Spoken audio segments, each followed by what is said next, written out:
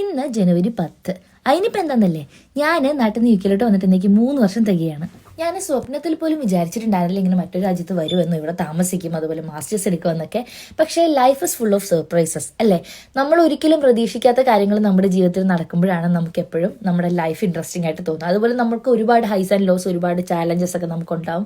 നമ്മൾ അതൊക്കെ നല്ല ബെസ്റ്റ് ആയിട്ട് നമ്മളെ കൊണ്ട് പറ്റുന്ന രീതിയിൽ തരണം ചെയ്യുമ്പോഴാണ് നമ്മൾ എത്രത്തോളം ലൈഫിൽ സ്ട്രോങ് ആണെന്ന് നമുക്ക് മനസ്സിലാണല്ലേ. എനിക്ക് ശരിക്കും പറഞ്ഞ് ഇന്നലെ വന്ന് ഇറങ്ങിയ പോലെ തോന്നുന്നത്.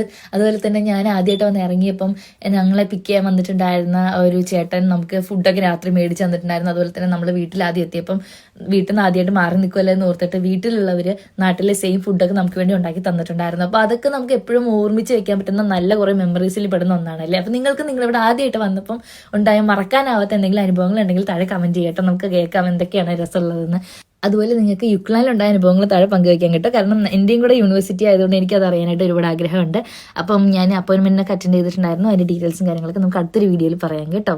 ബൈ.